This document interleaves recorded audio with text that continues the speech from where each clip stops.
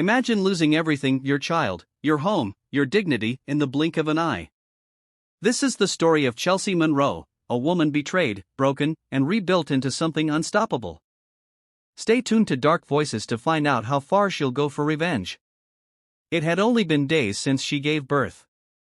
Yet, her mother-in-law threw her out, blaming her for the death of the child. Years passed, and like a towering phoenix, she rose again. This time, she bought the company her in-laws once owned. "Ma'am," Jill, the secretary, stammered as she addressed the youngest CEO in New York City, Chelsea Monroe. "Yes?" Chelsea asked, without looking up, still focused on the documents she had requested earlier. Jill hesitated. "Ma'am, your husband is at the front lobby. He's kneeling, crying, begging to see you." If Chelsea had been the usual kind of wife, she might have been alarmed at such news. But Chelsea was different now. Dangerous, even. Wasn't he banned from the building? "He's no longer allowed to set foot in the company, right?" she asked calmly. "He's close with the security guards," Jill explained nervously. "He managed to talk his way in. Plus, he used to be a board member." Chelsea stood slowly, her heels clicking across the marble floor, silencing Jill mid-sentence. "Ex-board member," Chelsea corrected coldly. "I don't care if he spent years working here. He has no place here now." Jill looked confused and uneasy.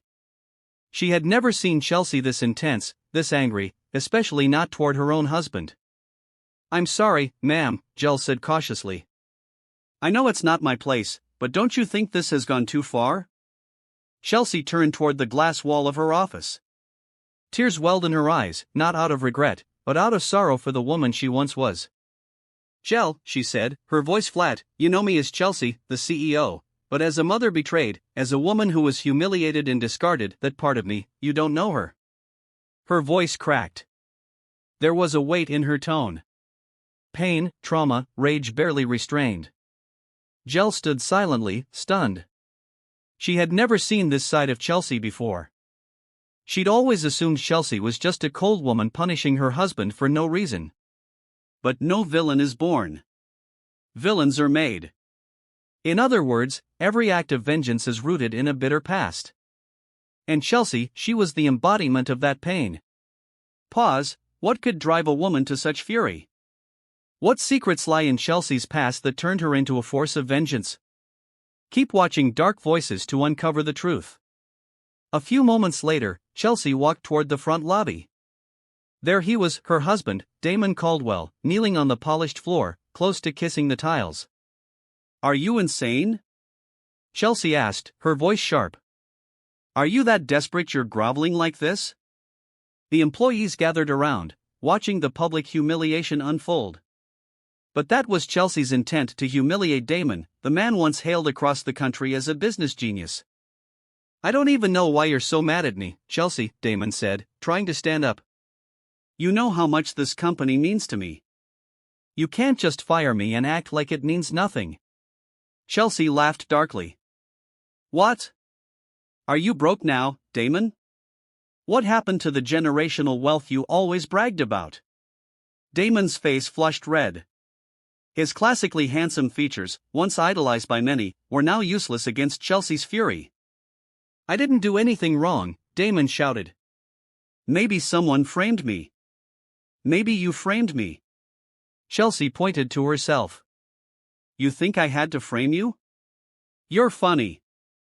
Ever consider that maybe you just messed up? The board voted to remove you, Damon. Not me." Damon stood frozen. He could see it in her eyes. Chelsea no longer looked at him as a husband. He was nothing to her now. His heart ached, but he didn't dare tell her the truth. He hadn't told anyone, not even Chelsea, that he and their twins were struggling. That without the company, their lives, their health, and their futures were on the line. Chelsea didn't know about the twins' condition. She had never seen them. All these years, Chelsea believed she had buried her babies. Back then, it all started with a single mistake and a mother-in-law named Deborah Caldwell. "Isn't it too early to be in this kind of relationship?" said the older woman with a raised brow. She was Deborah Caldwell, Damon's conservative and snobbish mother. Chelsea offered a tight smile, her knees trembling.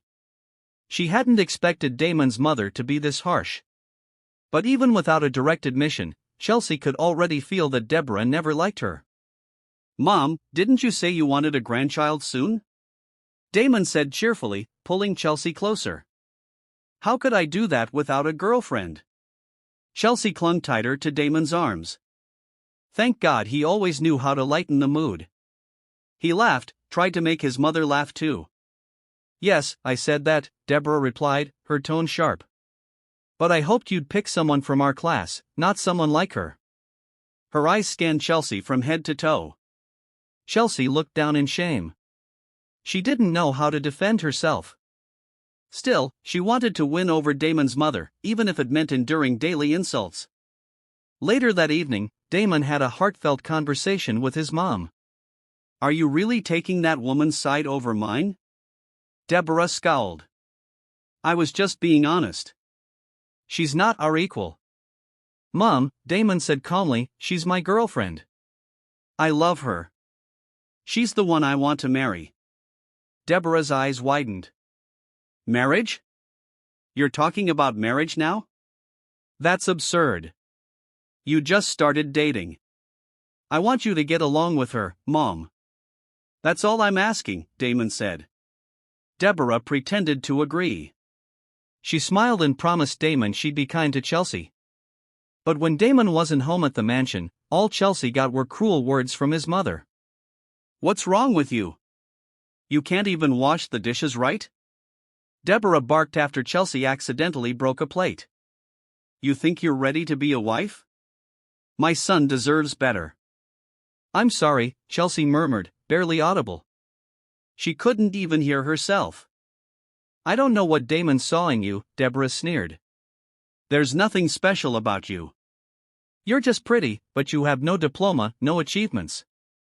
Chelsea could only bow her head, swallowing her tears. Deborah didn't know the truth.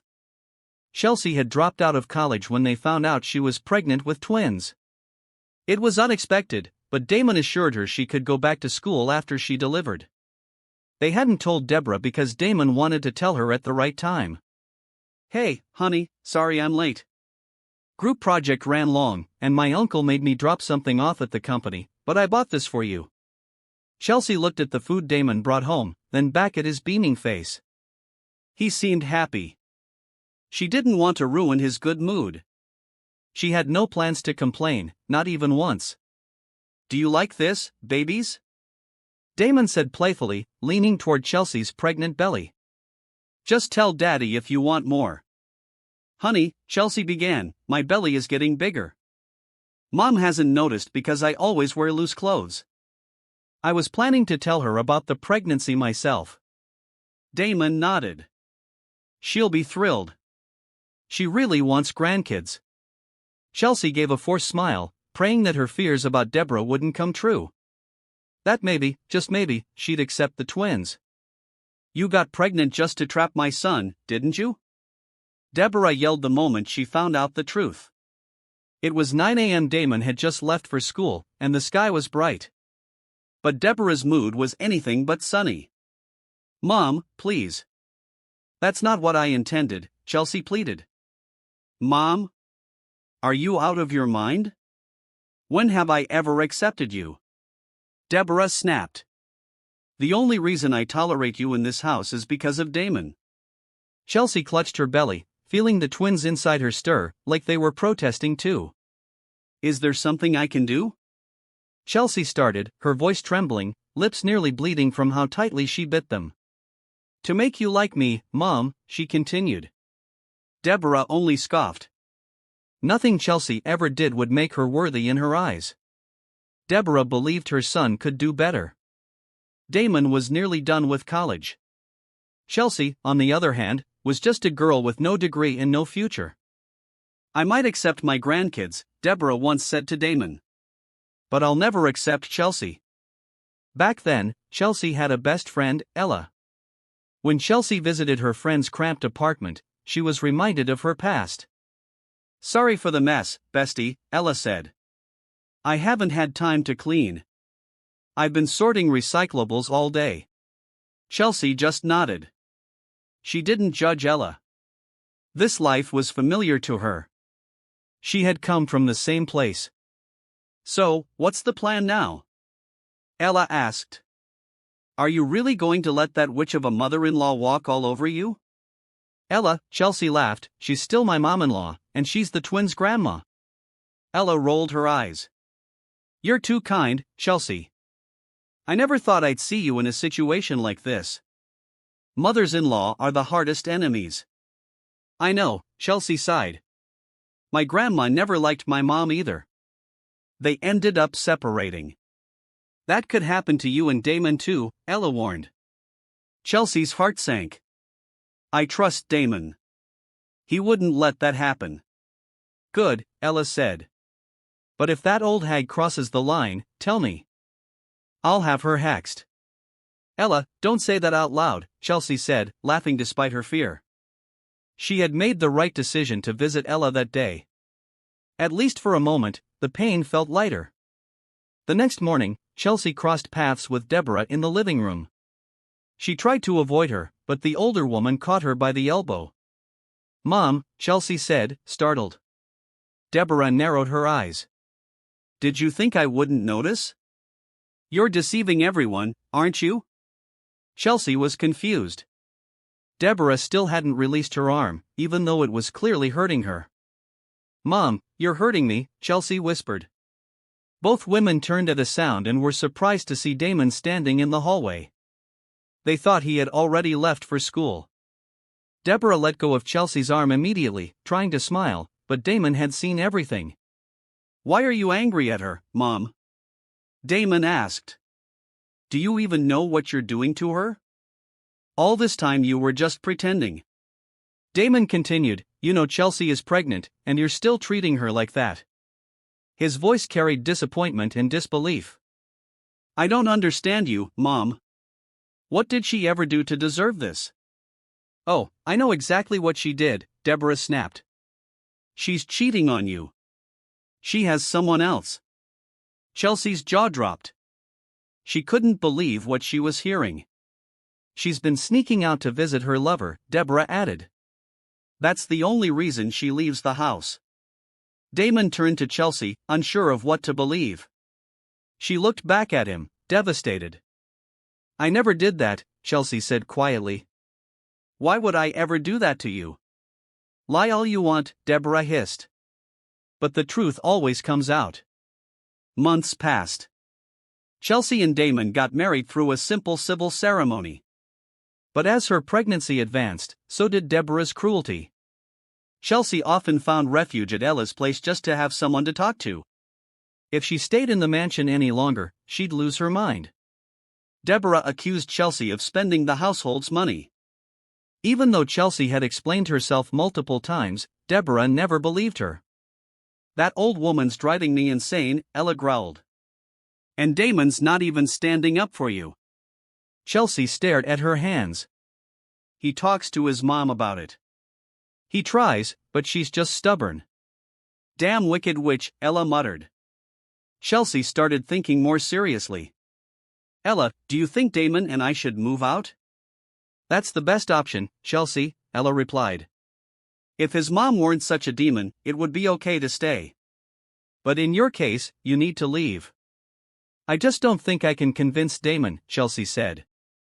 His mom still has a hold on him. Ella nodded. That's the problem. Chelsea was right. When she brought up the idea to Damon, he refused. He believed that moving out would only make things worse between his mom and Chelsea. What Damon didn't know was that trying to make peace between Deborah and Chelsea was slowly tearing everything apart. I don't know what to do anymore, Chelsea confided in Ella. My doctor says my pregnancy's high risk. Ella grew even more concerned. Unhealthy twins? Oh my God, Chelsea, I wish I could let you stay here, Ella said. But this place isn't good for your health either. Chelsea understood. The place was cramped and run down. Then the day she feared finally arrived. Chelsea went into labor. She felt like her entire body was being electrocuted. Damon was by her side, but he couldn't do anything. Chelsea was convinced she was dying. She couldn't breathe. Her body was too weak.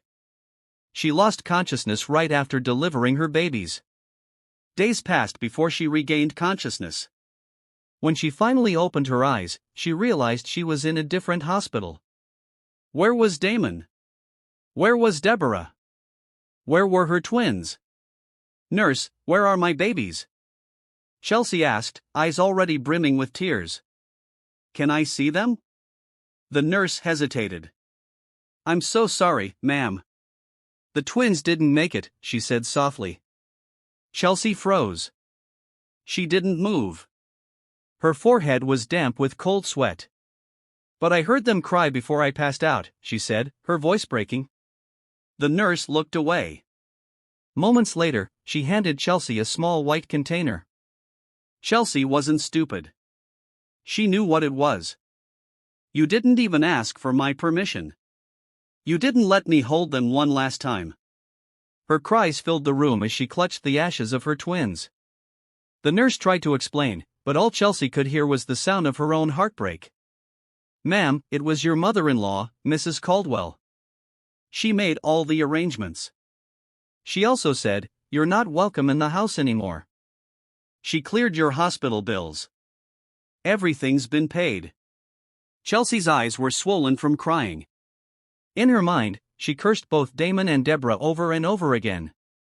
She couldn't understand how they could do this to her. How could they not let her say goodbye to her babies one last time? How could they cremate them without her consent? "Bestie, you haven't eaten anything," Ella said the next day. "You've been staring at nothing since yesterday." Chelsea didn't respond, but one thought replayed in her mind like a mantra: "I will never forgive you. Not for the pain, not for the betrayal." "I never thought Damon would let this happen," Chelsea whispered. "I'm sorry, Bestie," Ella said. Chelsea had endured all of Deborah's insults. She'd respected the woman even when she didn't deserve it. But what they had done to her and her twins was unforgivable. "Maybe not now, but someday," Chelsea said, "I will return not as a fragile woman, but as a mother. A mother who would stop at nothing for vengeance." "That's enough, son. Just accept the fact that I was right all along about that woman," Deborah declared confidently. "She's a cheater. I'm sure she's with her lover now." Damon remained quiet, his eyes distant, fresh from a board meeting. Years had passed since Chelsea left him and their twins, but Damon still couldn't believe she did it. The pain of raising the twins without their mother never left him. "You can't blame me, Mom," he said quietly. She left without saying a word. No explanations, nothing. "The important thing is that you have the twins," Deborah replied. "Forget about Chelsea. She'll get what she deserves. Now, let's prepare. The new CEO is arriving soon." Damon straightened his tie, sighing. The weight of the past still clung to him, but he pushed through for the sake of the twins. "Do you know the new CEO, Mom?" "No idea, but from what I've heard, she's a young woman." "Impressive, really. You rarely see women like that thriving in the corporate world, unlike your irresponsible ex-wife." Don't get me started," Damon gestured subtly for her to stop. He didn't want to hear another insult about Chelsea. Later, back in his office, a staff member peeked in. "Sir, the new CEO has arrived." Out of respect, Damon went to greet the newcomer personally, but as soon as he stepped into the office, he froze. She was standing there poised, confident, elegant. Chelsea. She was nothing like the woman he once knew. Gone was the simple girl.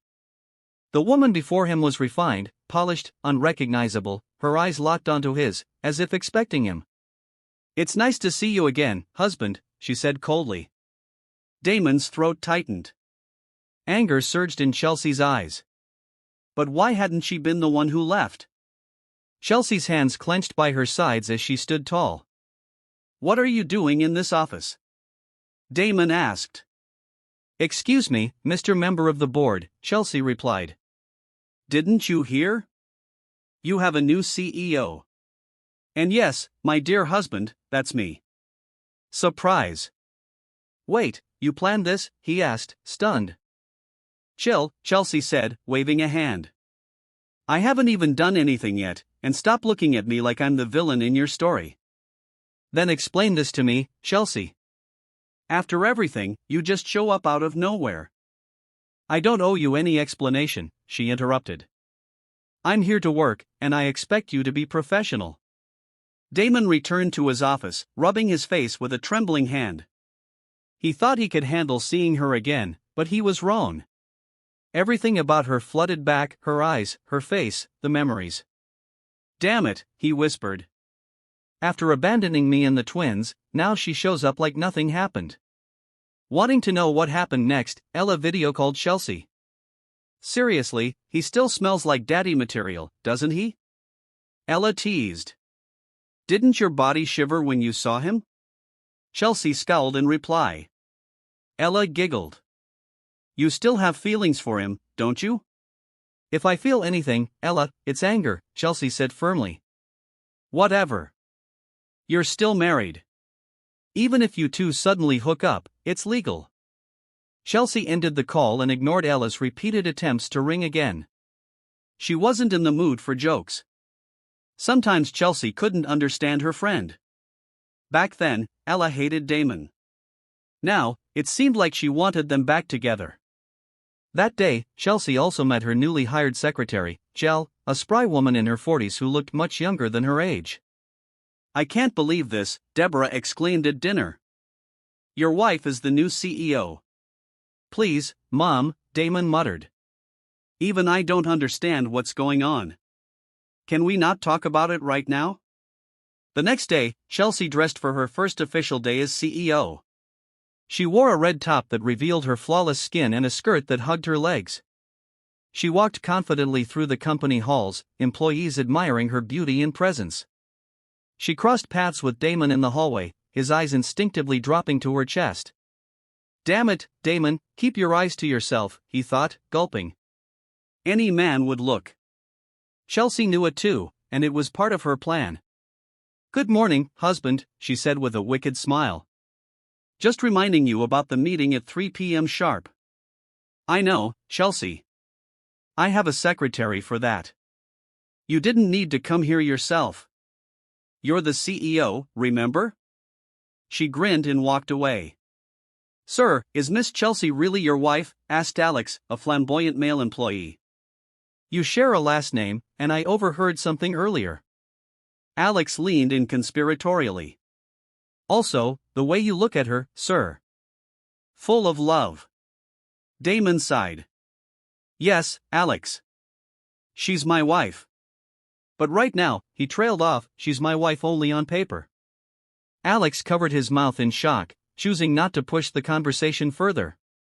During the meeting, Chelsea could feel Damon's gaze on her. She didn't need to look to know he was staring. She smirked slightly and adjusted her top, lowering it just enough to show more cleavage. Occasionally, she'd pretend to grab something behind him just so she could brush past him. The room was full of male executives, and Damon noticed all of them stealing glances at his wife. "What is your plan, Chelsea?" Damon muttered under his breath, no longer able to concentrate. "Mr. Caldwell, hello." It took Chelsea 3 tries to get his attention. Damon straightened up and exhaled. Yes, I'm sorry. What was the question again?" The meeting was a disaster for him. He couldn't answer clearly. He stuttered through everything. When Chelsea was present, he just couldn't focus. Later on a video call, Chelsea told Ella what had happened. "Oh my God," Ella shrieked. "You're killing it, girl. Just imagine if you had that effect on him before. How much more now that you're a full-on goddess?" Chelsea sipped wine, amused. Everything seemed to be falling into place. "Hey, Ms. Carla," Damon greeted the housekeeper later that evening. "How are the twins? Did you give them their vitamins?" "Yes, sir. Actually, they want to talk to you." Carla adjusted the phone camera. Damon smiled as the twins appeared on screen. Neither Bruno nor Barbie could speak or hear. They communicated only through sign language. Because of their condition, Damon worked hard to provide everything they needed: therapy, medications, education.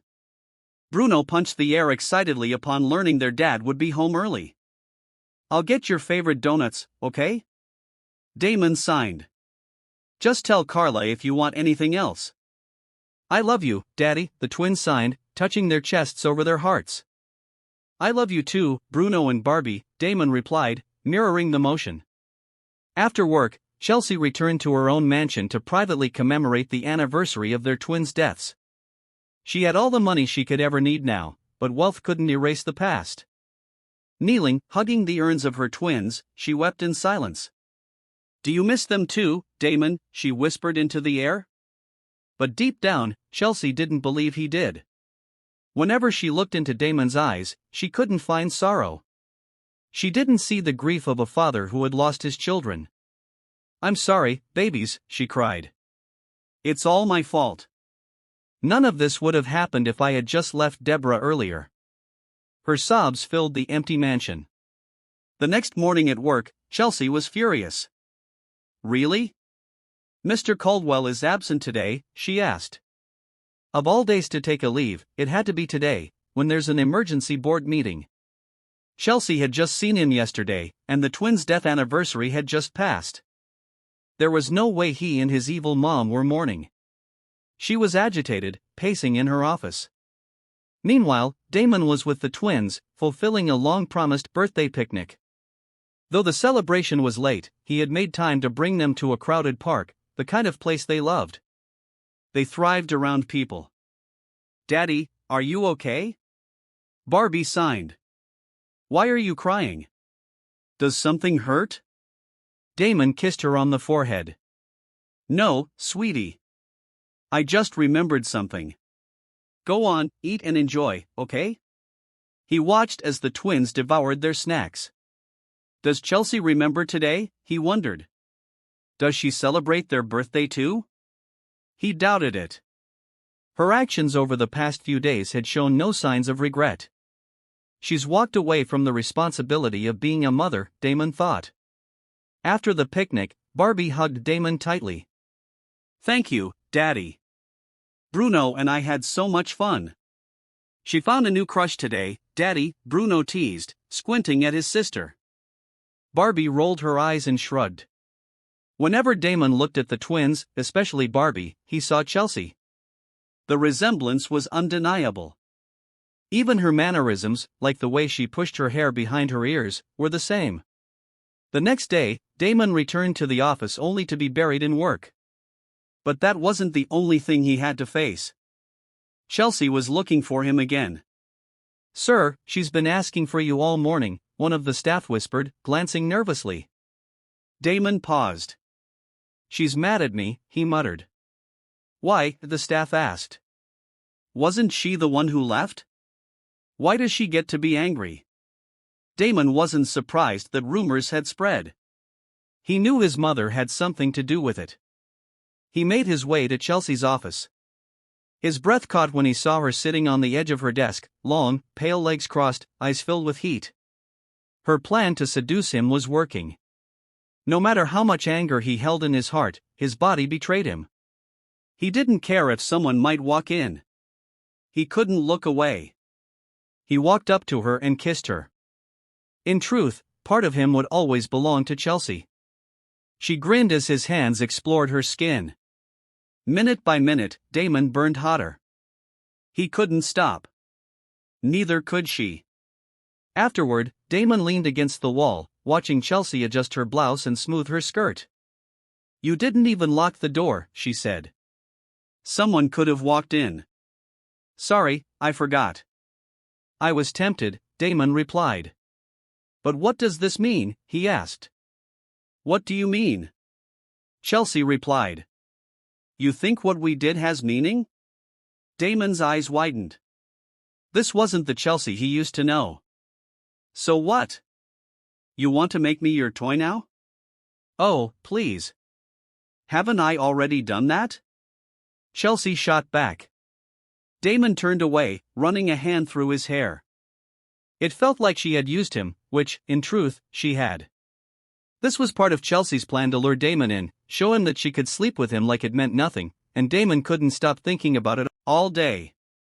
He'd never had meaningless flings before. Now he felt like he was the one being toyed with. "OMG," Ella said on a video call. "You actually did it in the office, girl. No wonder you're glowing." Chelsea smiled despite herself. "It's just part of the plan, Ella. You know that." Ella narrowed her eyes. "You sure? Because I'm worried about you. What if you fall into your own trap?" "That's not happening," Chelsea said. "I've been planning this for years." Since the world betrayed her, she'd made up her mind. She would come back not just to defend herself, but to get justice for her twins. Chelsea took a moment to reflect on her past. "Why don't you donate your properties to people who really need them?" she had once said to Sand, her wealthy Canadian boyfriend, one day. "You're dating me, not managing my bank account," he answered cheekily. The truth was Chelsea had never truly loved him. After being betrayed by the people she cared about the most, she had forced herself to become practical, even heartless. When Sand died of an illness, most of his estate went to her. She finished college and learned to use her inheritance wisely, not to live in luxury, but to grow it. She planned from the start to return someday and face Damon and Deborah. That night, Damon came home drunk, his face burned from what had happened with Chelsea earlier that day. Her words haunted him. The twins were already waiting for him. "Daddy, are you okay?" Barbie signed, noticing how unwell he looked. Damon wasn't new to alcohol, but this time he'd gone too far. He couldn't meet their eyes. "Daddy's fine," he replied softly. "Did you drink your milk?" His hands trembled, but he tried to act normal. As he sat down, his phone slipped from his pocket. Barbie picked it up. When she unlocked it, she saw a lock screen photo, a candid shot of Chelsea during a meeting. Barbie stared. "Is this Mommy?" she signed to her brother Bruno. "If it is, why hasn't Daddy introduced us? Does he think we're a secret?" That night, the twins couldn't sleep. They had grown up without a mother. And whenever they asked Damon or Deborah, they were always told the same thing: Chelsea didn't want them. She abandoned them. If she didn't want us, why should we want her? Bruno signed. "I'm fine with just Daddy and Grandma." Barbie pouted but didn't argue. Even without a mother, she hadn't grown resentful. But Bruno had been poisoned by Deborah's influence. Damon had no idea. Barbie took his phone to bed, clutching it tightly in her small hands. The next morning, Damon was stunned when the twins confronted him. "Why do you have this picture of Mommy on your phone?" they asked, holding it up. "Don't you both have your own phones?" Damon asked, trying to deflect. They shook their heads, insisting on an answer. He crouched down to meet their eyes. "Maybe it's time I tell you that your Mommy works at the same company as Daddy." "You're always late to meetings, Mr. Caldwell," Chelsea said curtly. The reason Damon had missed the latest meeting was the emotional encounter with the twins that morning. He couldn't ignore their questions. "And why do you keep monitoring me, Chelsea?" he snapped. "I have a personal life. What matters is I showed up." "I don't care about your personal life," Chelsea replied coolly. "But I outrank you here. I have every right to know who's being irresponsible." Chelsea was stunned when Damon locked the door and stormed toward her. There was almost no space left between them. She could feel his breath, but Chelsea didn't flinch. She raised her chin and kissed him back just as fiercely. Damon's hands trailed from her thighs up toward her chest. Anger, lust, longing, that's what bound them in that moment. Days passed, and word started to spread through the company. Chelsea and Damon were spotted getting frisky on the rooftop, caught by an employee. It wasn't a scandal, though. Everyone knew they were still legally married. People just thought they'd been fighting. "So, what's your problem now?" Chelsea asked Damon later. "Didn't we agree? We're not in a real relationship." He had heard that another man had been visiting Chelsea's office. "Chelsea, we're still married. People know that." You're humiliating me here in our workplace. Chelsea just shrugged, unimpressed. Admit it. You're just scared. Scared of what people might say. Scared of being judged. Oh, right, she added, it must hurt your image. The great Damon Caldwell being cheated on. What do you want, Chelsea? He growled. I want you to leave me alone. I'll do whatever I want. We may be married on paper, but you don't own my heart. Don't try to control me. Damon was completely lost now. He couldn't tell what Chelsea wanted from him. She's worse than ever, Deborah grumbled. I always knew she had a hidden dark side. She complained nonstop every chance she got, especially in front of Damon. What fueled her even more was the fact that Chelsea was now more powerful than her. Deborah could barely speak to her social circle anymore without Chelsea's name being brought up. That night, Damon had another tough conversation to face. The twins wanted to meet Chelsea. Barbie signed softly, Grandma, Daddy, I just want to see her once, even from a distance. Deborah and Damon exchanged glances. Barbie was always persistent. She promised it would only be once. Why can't you be more like your brother? Deborah snapped. Bruno doesn't care to meet that woman. Barbie just pouted quietly, tears rolling down her cheeks. The next morning, Damon fulfilled Barbie's wish. He parked outside the company early and waited. Sure enough, Chelsea arrived, stepping out of a sleek black car and removing her sunglasses. She's beautiful, Barbie signed. Mommy is so beautiful. Damon's heart cracked, watching his daughter stare longingly. She didn't speak, but her eyes screamed with yearning for the mother she never knew. Damon canceled work that day and stayed with Barbie, trying to lift her spirits. Do you want to see a movie? He signed. That one you've been waiting for. But Barbie shook her head. Daddy, does Mommy not love us? She signed. Does she have new babies now? Is she ashamed of us because we're different? Damon gently held her by the elbows. I haven't talked to your mommy about this. But when I do, you'll be the first to know, okay? Barbie bit her lip and cried until she fell asleep. Are you seriously not done yet, Chelsea? Damon yelled, losing his temper in front of the entire staff. Do you really want to destroy everything I have left? He had just found out a devastating piece of news. The board voted, Chelsea said calmly, smirking. Now tell me, what do you want me to do about that? Damon didn't care anymore who was watching. His emotions burst out of him like a dam breaking. Tears welled in his eyes. I can't lose this job, Chelsea, he begged. The twins need their medication. Their treatment is expensive. Take out your anger on me. Punish me. Just don't fire me, please. I'm too old to start over. Chelsea laughed bitterly. Damon was no longer the man she used to love. He was unrecognizable, desperate, broken, clinging to the company like it was the only thing keeping him alive.